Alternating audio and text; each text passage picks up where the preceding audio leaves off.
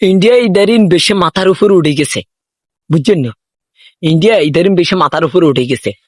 বেগুনটা ধরে ডাইরেক্ট গোড়া দিয়ে কাটে দিন, কিছু কন্যা দিয়ে এগুলো মনে করে চুপচাপ আমরা রয়েছে। হ্যাঁ, পাকিস্তানরা আর ওরে হাতে বাংলাদেশ হাতারা হাউমা শুরু করছে। বেড়া পাকিস্তানের মতো যদি ডাইরেক্ট আঙ্গো বাংলাদেশ থেকে যদি হিন্দু বেগুনটা বার করে দিয়ে তখন কিরবি বেড়া, তখন তোকে লঙ্গির ভিতরে নিয়ে রাখবি। কথাবার্তা বেটা বেগুনে সাবধানে কইছে। ঈদের দেখতেছো মা বাংলাদেশে অগ্র হুঁশে, অবশ্যই যে কোনো কারণ আছে যদি পড়ছে, অবশ্যই যে কোনো কারণ আছে। বাংলাদেশে যদি ইসলামী নিয়ম কানুন যদি চালু করতো, বেটা ইগারে তো শিগারে তো বেটা হাত পা বেগিন কাটে টুকরে টুকরে করে হালাই দিত।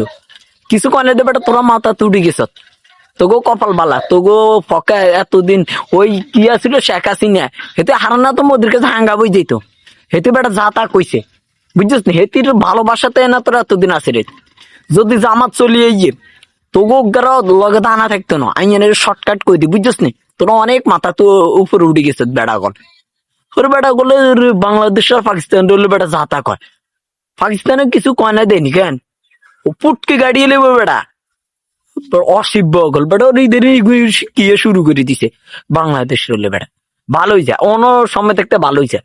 তবুও ওই সরকার মোদিজি গেছেন, হিগে পুরা নষ্ট, হিগে কি এগিম ক ভাই, ভাই তোরাই কর, এটা কোনো কথা? আর আমি এগুলা বললাম, এখন দেখবি না আর মেসেঞ্জার কত ফোন দিয়ে কইব তোরে খাইয়ে মেরে গেলে, ভাই এখানে আর কই লাভ নেই তোকে, বুঝছিস নে? তোকে অন্ডকোষ কিন্তু কাটিয়ে রে।